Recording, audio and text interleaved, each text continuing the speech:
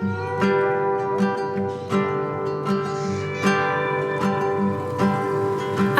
believe that every heart is kind. 2008. Just a little under you. Yes, with stories for you. Lost in these uneducated blues. I just want to love you all I can. Welcome to 2008. It's good that I can count. But anyway, it's a show about a small inner city suburb called Chippendale in the city of Sydney in New South Wales, Australia. Welcome to our first show and welcome to one of the long-term residents here. Graeme, can you just introduce yourself, young man? I sure can, Michael. My name's Graeme Gillies. I've been a resident of Chippendale since July of 1985, so just a little more than 36 years now. Well and truly more than half my life after growing up being born in Darlinghurst, went to school in Bondi Beach, moved to the northern beaches, and as soon as I was at college and discovered the joys of terrace houses, I went to a few parties in Redfern with some university folk from over Sydney Uni, and I thought, what are these places? So my connection with Chippendale originally came just through the architecture, just through my interest in wanting to buy in my mid-20s, early 20s, whatever I was at the time, and and just hunting down a terrace house, which I found in beautiful Chippendale. I feel myself unwillingly compelled to ask the fundamental Australian question, what did you pay for your house? Back then, I paid 7.4 million pesos. No, it was 85. I paid $86,000. Right. And can I ask the inevitable follow-up Australian question? What is it, Michael? What do you reckon it's worth now? I don't know. I've got no interest because I'm never selling it. I've already told my 3 kids I'm leaving it to them. So right. It's not on the market, and God willing, it will never be on the market in my lifetime anyway. So I have to confess that Graeme lives across on the sunny side of the street from me. But back to Graeme, the interesting thing for me about you is you've run a very successful business. Can you tell us what the business was and how it is now? Oh, okay. Well, it's 2021, as we all know, and COVID's 18 months in, and I produce live entertainment, and the live entertainment industry has, of course, been slammed. But the double whammy for me is that I'm one of the sort of, certainly in Australia, but potentially globally, one of the main players in live entertainment for the cruise industry. So, pretty much just came to a stop in March. I was at the Adelaide Fringe Festival in March 2020. We all got called into a room and told cruising would be taking a 6-week break while they sorted out what this COVID-19 thing was about. And of course, 18 months later, we still have no understanding as to when. I mean, I'm hoping it'll be sometime in 2022, but there's no indication of when cruising is going to restart in Australia on the scale that we need it to. But I've kept busy with other things. I've done a bit of work in the backyard, but we haven't been able to stray too far, of course, in lockdown. Can I just go back? What's happened to your business? Well, I had 15 employees full time. I mean, I worked the fundamental structure of an entertainment production company is a lot of your people are contractors, freelancers who come and go when you're doing a big project. We were about to launch into we had project orders signed off on, and so therefore contracts in place. We were about to start what was going to be one of our busiest years. So I had set designers down in Ballarat, in fact, down in Victoria. I'd just finished meetings with. I had costume designers and manufacturers in Leichhardt all set to go. Lighting designers, musical arrangers, all these sorts of people. So they obviously, that all came to a screaming halt. I laid off my employers in my Potts Point office in Sydney. After 28 years of having an office in Sydney, I closed that office, which I've now rented out to another firm. And I've got my base up in on the Gold Coast in Burleigh Head, still operating with just 2 people looking after that. So, yeah, we're hanging on and hoping it will come back. It's certainly been tough financially and emotionally, but hey, we're still here. It's tough, isn't it? I know that we look out for each other. For a while there, we would have a scotch in the middle of the road, really, at arm's length. But it's not going away. And I'm really struck by your story because you told me recently that you're going to get a qualification to hold the stop and go sign.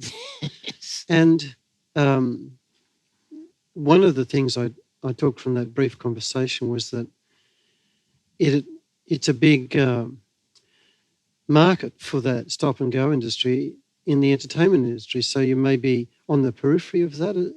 What are the mechanics as you look forward to them? It sounds like a bit of a joke. Why would a producer of 30? I've produced more than 30 shows in my life, and it's been a privilege, and it's been financially very rewarding. But the reality is, I have 3 kids in school. I've got no interest in retirement. My dad's 88 today, and hopefully I'll be swinging a bat when I'm his age as well, or close to that age, still working. I'm ambitious in that regard. I think that the film industry and the TV industry, which is certainly a step left of where I've been working, has probably got more capability of working when we see all the theatres shut down, when we see the cruise ships stop, and when we see the casinos closed. I've provided entertainment beyond the cruise industry. I've looked after resorts and hotels. I once had shows in casinos in New Caledonia, up in Cairns at the Reef Casino in the mid-late 90s. I had a long phone call the other day with a friend who was for 12 years the director of entertainment in Macau. So, and just hearing his story, he's stepped down from that. So all of those sorts of venues are going to be susceptible when this reoccurs or when this sort of thing happens again. So I've quite passionate about the film industry, and your reference to the stop-go sign is just the simple structure of being able to be a traffic controller as a step onto a set where they are looking for people. And from there, my intention is perhaps get work as a runner, as a driver, maybe as a third AD, a third assistant director in film. And through my contacts there, I'm trying to make that happen. It's interesting. I'm as old as the hills. I've got 2 young kids, older than yours, but your eldest child, she's been in several films, hasn't she? Yeah. Coco, my wife was a musical theatre dancer and singer, and I, of course, a producer. So when I met Melinda 20 years ago, and we've been married 20 years this year, I met her just a little more than 20 years ago. We're that couple that said, our kids are never going into entertainment. Our kids are never going into showbiz. And, as John Lennon said, life is just what happens while you're busy making other plans. And while we were planning that our kids would never go anywhere near show business, Coco just at, I think as young as 7 or 8, was asked to do some TV work. And, she's working this week on a new ABC television production. She's had small roles, but good roles in, worked with George Miller in Mad Max Fury Road as the character Hope. She did the film Oddball down in Victoria. She's done a number of films and TV spots. So, yeah, it's an interesting business. I noticed that she's got a new car. She has a new car, yes. As much as we don't like cars in Chippendale, she has a car. Yes. How does that feel where your sector of the entertainment industry doesn't exist but hers still does? Look, I'm a half glass full kind of guy. I'm pleased. I'm pleased that the hundreds and hundreds of people that work in the film industry have been able to keep going. Yeah, it's great news. I'm devastated for the hundreds and hundreds of people, many of whom I know, that are in theatre and dance and cruising and, all those other things I've mentioned or could mention. They're doing it tough. Look, Graeme, I had my eyes open when I saw the media that you were part of, when the people you're speaking of said, we live from gig to gig and we don't qualify for government subsidy, or it's really hard to get at the paperwork and so on is difficult for us. They seem to me to be a real lost cause in terms of the government acknowledging is decimation too hard a word for them? Oh, no, yes, the industry has been decimated. And I don't want to make your program, the utmost respect for you, and I know you've got your own views on politically and socially and environmentally. So, I'll try to tread a careful line, but unfortunately... I'll get us sued, please. No, well, unfortunately, we have a federal government now that only, not long before COVID hit us, decided that we no longer needed a minister dedicated to the arts. Yeah. And I mean, that was a pretty strong signal that we now... And I'm pretty apolitical. I mean, I vote Green here in the inner city of Sydney. I would not vote Liberal or Labor in this current climate. But it's pretty devastating when you know that the Liberal government that's running this country now made a very simple decision, like, those thousands and thousands of people in the arts don't kind of matter, to just decide that, we don't need a dedicated office in federal parliament to take care of the arts, and that's a major concern. So then, to the point, you have a pandemic occur, and of course those people aren't going to be considered. No. They're handing out money. They're saying it hasn't been well handed out. Many would argue some have benefited, which is great. But they're strange times where the arts for me is not about just the people that are hurting, the artists, the musicians, the arrangers, the writers, all the people behind the scenes. It's about all the people that have a higher value in their life because they get to go and enjoy these things too. The people that can't go to those performances currently are hurting. They're missing out too. Yeah, there's a lot of loss on all sides. Can I just turn to where you and I live, Chippendale? Mm-hmm. We've got a council election coming up, and assuming democracy still prevails in Australia, we'll have a state and a federal election, with a federal election probably sooner. Leaving that just to one side for a moment, what are the things that you think you personally can do in Chippendale, and the things that you personally think local, state or federal governments could also do or need to do in Chippendale?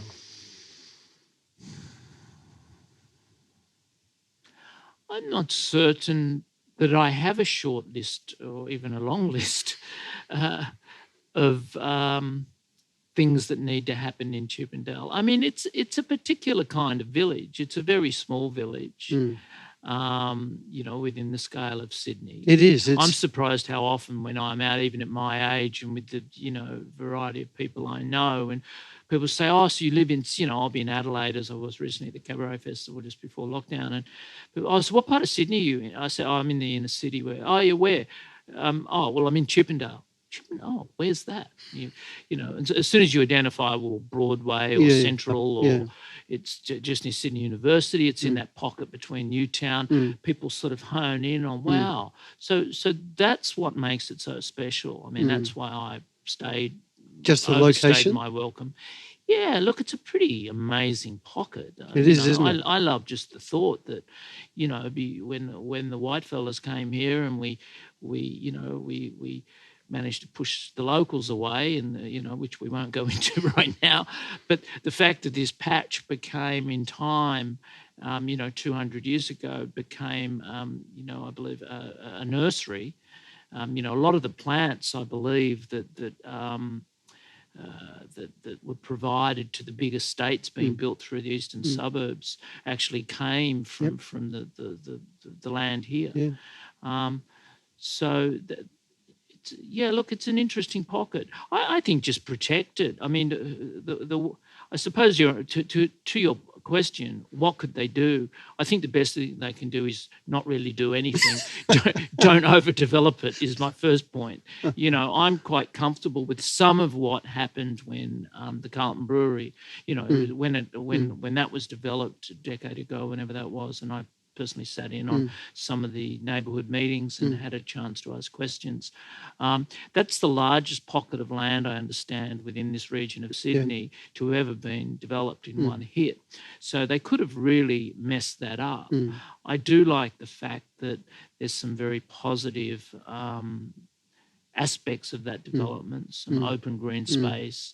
I would be very concerned if, like I've seen creep in just south of here into some of those other suburbs between here and the airport.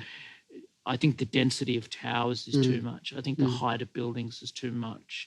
I'd like to say, obviously they're never going to knock down the terrace houses, but, as Jack Mundy's friends and foes will tell you, stuff happens when you least expect it in this city, and money speaks, development's strong, councils need support, and that can come in all forms. So, I would just like to think that, when my kids are enjoying Chippendale and I've well and truly moved on, that the aspects that we appreciate about now will be the same aspects.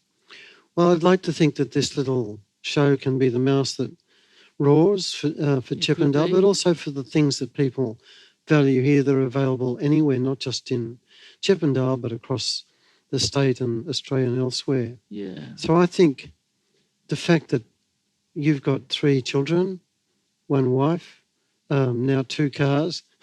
Damn.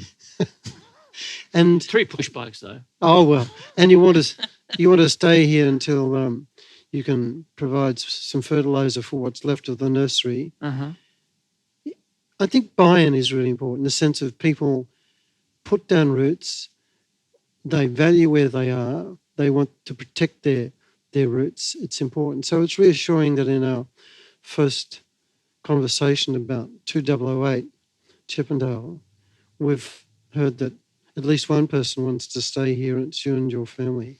Absolutely. I'm not going anywhere that I know of in a hurry. I would like to see more pubs here. I think we've only got about 7 or 8 pubs.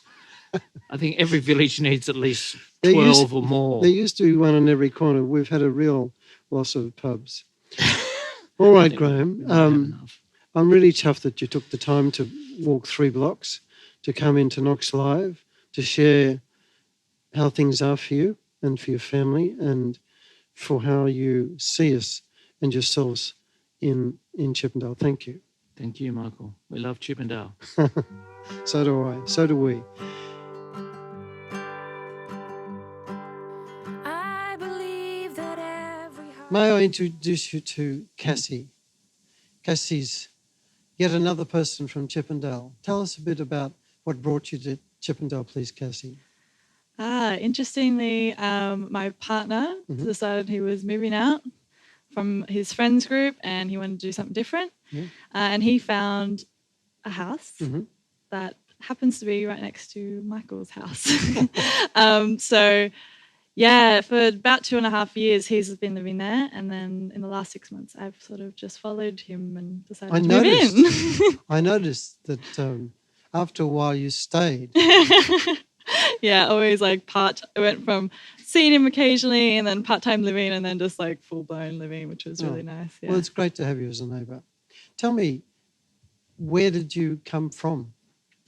I am from the Hawkesbury region, so Richmond, Windsor. I grew up in Richmond for about 18 years. And I've just kind of been pottling along and moved to the Central Coast for like about 5 years. Moved to Nepal for Nepal? for about Did you get lost? How did 3 that months. happen?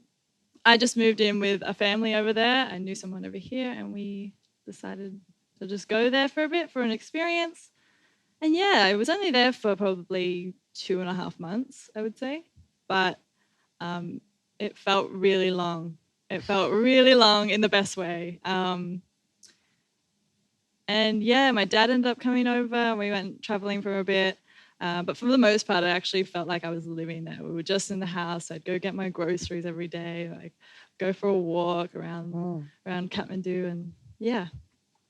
Gosh, I just had flashes of I did a 4-week trek in 1978 in Nepal. It was called the Annapurna Circuit. Yeah. It was 300 kilometres. And I remember the plane, so I'm a boy from Australia where everything's flat.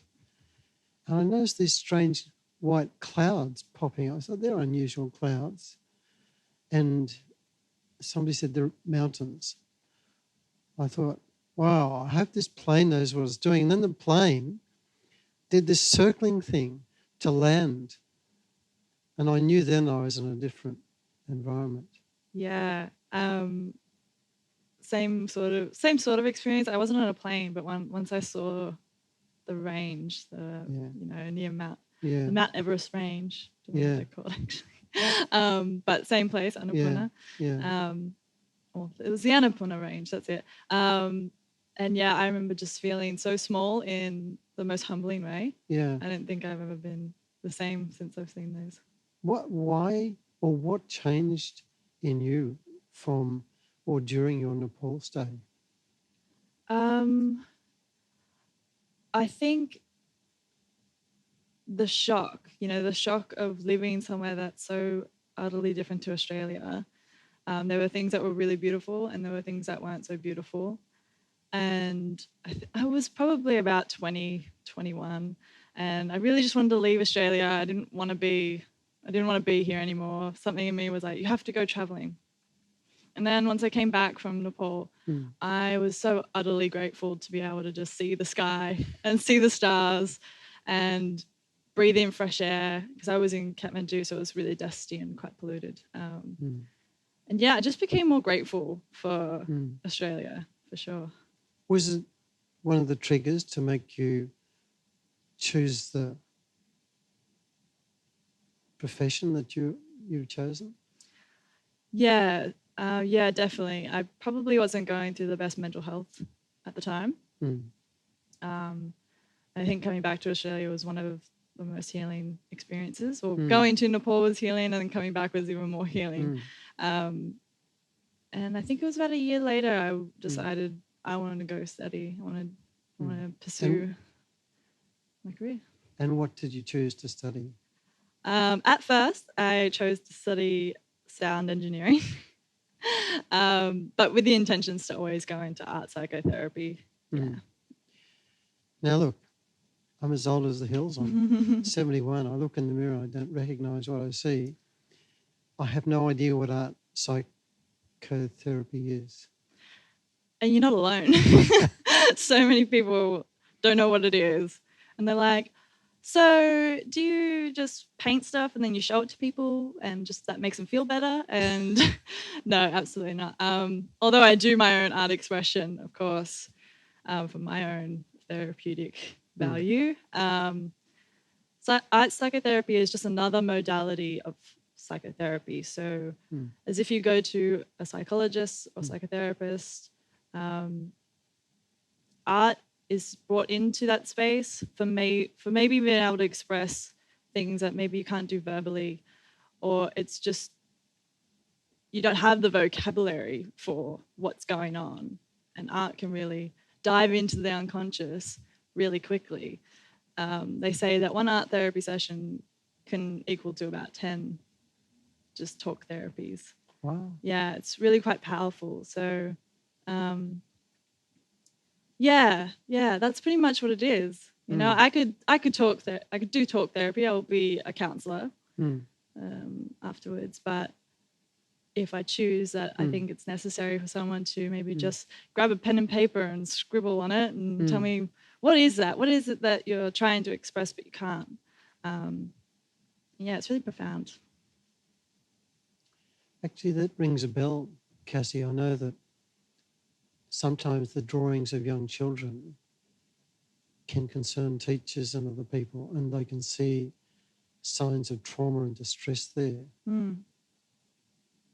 Where are you up to in your studies? Are you out in the world, or when do you? Yeah, so I'm probably my second year. Yeah, second year. And I'm doing placement now. So this is the first time I'm going to be... Placement during a virus? Yeah, but luckily we have an online student clinic. Okay. So at the moment we're just going to be doing one-on-one sessions with... On Zoom? Yeah, so people all over Australia are going to come and have sessions with me. At the moment, yeah, I can't go into the community. So that's a bit unfortunate. But when everything opens up, that's when I'll be sort of dipping my toes into that, yeah. And what will that look like? Will you go to an office and people come there, or how does it work in practice? Yeah, so there's a few options. So I could go into private practice and I could rent out my own room and have people come and it's one-on-one, or I could do group therapy in community spaces, in aged care facilities, schools. Art therapy is for everyone. There's not anybody in the whole world that I don't believe has a creative essence. I'm going to describe somebody who would be the least likely to be a participant. An older male, probably done something like economics or even worse, law. They have little faith. They've got hair coming out of their ears and nostrils, but they've got some beginnings of concern about their self. They would never choose psych help. What could you do for somebody like that? Well, the first thing is that he's decided. I'm just making notes for this person. He's decided to come to therapy. So that's a great achievement and a step forward to help and some healing. So regardless of how resistant people are, if they get themselves to therapy, there's one little smidgen of hope in there that you can change them. Right. It depends. I would have to exhaust the case completely. Exhaust the case? Yeah. So run them around the room? Well, I would check in and see what his family life is like, what his environment's like. But those are all words. That's a conversation. Where's the art in that moment? Well, if he wasn't interested in explaining, people love talking about themselves, Michael. So, unless he was very, very resistant, maybe I would, at this moment, I would probably give him some clay. Clay? Yes. Clay is a very tangible experience, and you can make things out of nothing. Right. And there's a lot of metaphor in that. Yeah. So that hope, that smidgen of hope, maybe, and it's very kinesthetic. So maybe that expression needs to be just punching something, punching the clay. It doesn't have to be anything. Right.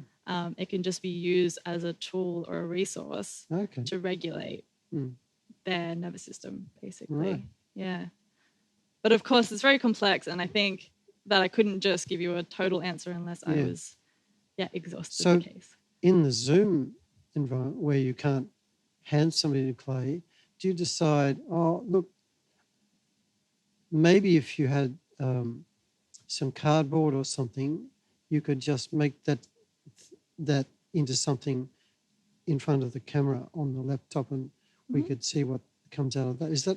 That's something we could do. Yeah. But we're creative people, us art therapists, and art therapy is not bound to visual arts. It can also be movement or music or drama.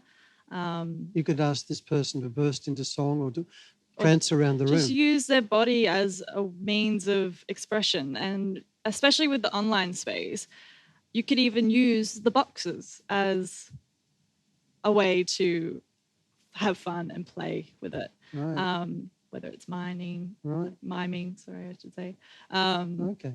Yeah, you can get really creative online, especially with the camera off, camera on again. I just did a workshop with a few friends of mine that I've been doing, and we all put our camera off, and then 10 minutes we took to dress up as a superhero, basically, and like whatever it was, whether it was pieces of nature, whether it was like your clothes, your closet, anything they could find, they just had to create a superhero, and then they came back, opened up the screen, and had fun. So one final question during this virus moment is the practice of psycho, analysis or assistance in the context of art. Is it a growing thing during the virus? Are people turning to it? I don't know the stats on that really, but I would like to hope so. I think in general art therapy is becoming more common and more sought after, just because people have been going to therapists for years now, and they're realizing, it doesn't really work for me. Yeah. But maybe if I try something else. Well, I think we all need all the help we can get during the virus. I love therapy. And therapy. And I am so impressed that you're pursuing and persisting with your studies in these difficult circumstances. So lots of respect to you. Thank you. And may you have many dancing and clay punching or whatever it takes. Thank you for talking to us, Cassie. No worries. Thanks for having me. Good.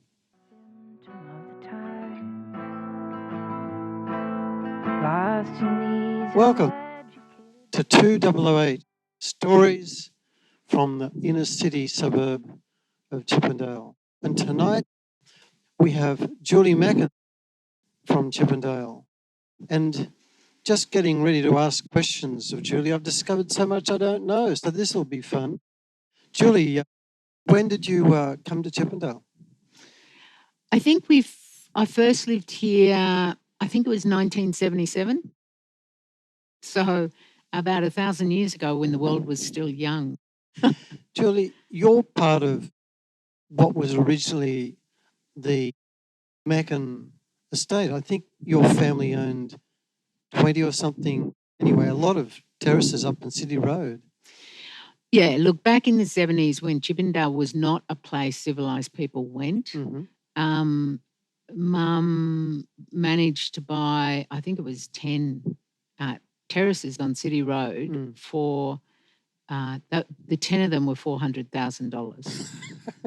So it was $40,000 a terrace. And even then, everyone said to her, "You're insane. Why would you burn money like that?" Yeah. And so that must have been, what, in the 60s or something? No, I think it was a mid to late 70s. Okay. But it was still, we had Ladies' Lodge on the corner of City Road and Myrtle Street. Were they ladies? They weren't ladies. There would be a dust up there most nights. The police would be called. It was, Chippendale was at full tilt. Yeah, there was the sound of gunfire and sirens and breaking glass. Well, Warren Lanfranchi was shot dead. Yeah, I was at home that day. Yeah. And it was that kind of town. And, there was, the butcher was on the corner of Shepherd Street and Myrtle. Yeah. One of the houses that's now a nice terrace house in Myrtle Street was the general store. Yeah. Then there was a general store across the road. And then there were pubs everywhere. And, of course, over all of this was the smell of hops because the brewery was going 24 hours a day. Did you move away and come back? What happened between then and us talking today in 2021? Yeah. I moved away for, I think, about 10 years and then moved back in about 30 years ago with my husband, and we've lived here ever since. Right. Did he have to go through counselling for you to bring him here, or...? No, he's still got post-traumatic stress from that. He should have gone through counselling. But even then, even 30 years ago, Chippendale was a different place than what it is today, obviously. Yeah. Most of Sydney was different to what it is today. Yeah. Now, it's interesting how somebody asked what makes a village, and a great analogy. It was David Malouf, who used to live here. He said it is like the hillside of a dairy farm where the cow tracks intersect. And you that's meet right. people who you wouldn't have met, but you know because you've been on those tracks. And just now I've learned that you and I have been on cow tracks of our own. I became quite passionate about cooling our cities, I think in the early 2000s. Mm-hmm. And I worked with City Council, and we put in a thin veneer about finger thick of a special cement over the bitumen from Abercrombie Street coming down Myrtle. And we put in 24-hour temperature stations to see if we could change black to pale. Because about a third of our cities, even in Chippendale, well, it's about 33% here, but out west it can be up to 40% of black roads. And they make us cook. Anyway, we did that and you sit here and you tell me that you're associated with, was it a body called Sweltering Cities? I'm a chair of Sweltering Cities, which is a small NGO that is looking at the kind of heat apartheid that is building up in Sydney. Oh, that's a great line. Well, people would kind of say apartheid is a word that should only be used for the most violent kind of state intervention. And to a degree, I totally agree with that. But we've certainly got massive inequality in Sydney in terms of the impacts of heat. You know, in Bondi, it'll be 30 degrees. Out, you know, in Blacktown, it'll be 42 degrees. In Bondi, you've got the sea breeze. In Blacktown, you've got the heat of the city, and the city itself generates a lot of heat, blowing straight back into Western Sydney, where it stays because, of course, the Blue Mountains stop it from going anywhere else. So we've put a toaster in front of the suburbs of Western Sydney. Yeah. We've put a wall behind them, Yeah. and we've taken out every bit of greenery, every bit of cooling, and the joint cooks. Yeah. And, of course, you know, I think I was saying earlier, you know, when we did a survey out there and asked people what would change their lives in terms of the impact of heat. This is a great story. Well, what was the survey result? Numerous. But what was the key one? The key thing that would have changed their lives, particularly women, particularly older women and women with kids, is a bus shelter. So why is that? Because when it's 30 degrees in Bondi, it's 40 degrees out west, and pushing the pram down to the bus stop where there's a small sign saying bus stop means if you miss the bus, you are standing in 40-degree heat without anything to protect you or your bub until the next bus comes. So a bus shelter would change their lives. We have bus shelters all through Chippendale. We have trees all through Chippendale, right in the heart of the city. Why doesn't this stuff happen out in Western Sydney? Because, as the COVID response by the New South Wales state government has demonstrated, the state doesn't care about Western Sydney except insofar as how it can be exploited through development. So if you ask developers about it, I don't know what kind of yarn they'll give you, but, you know, ask Lancom, ask Lend-Lease, ask where the big bucks are going.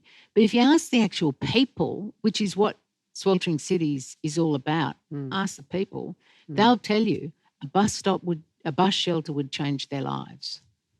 Gosh. It's shameful. It's shameful. And why don't we know that? Because the New South Wales government, most of the ministers don't live in Western Sydney and don't know the first thing about it, and furthermore don't care. Right. So you're not getting any traction with the work you're doing? We've only just started. It is the CEO is the ever glorious Emma Bacon, who's probably one of Australia's best campaigners and organisers. Yeah. So we think we'll get a lot of traction because we're at this stage a bunch of extremely cranky women.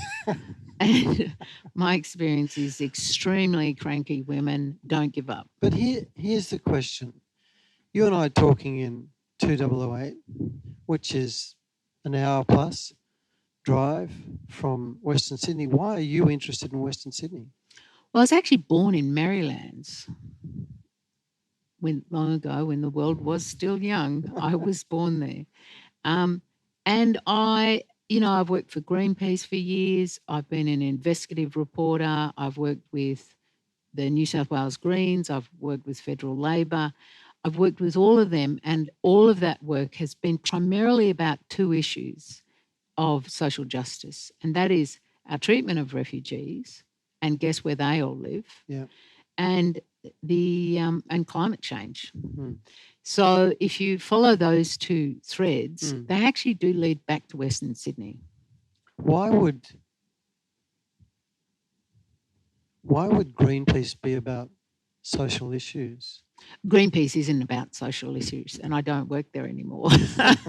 Greenpeace is about environmental issues, and sometimes they would probably say that has social issues attached to it, but they're not environmental issues.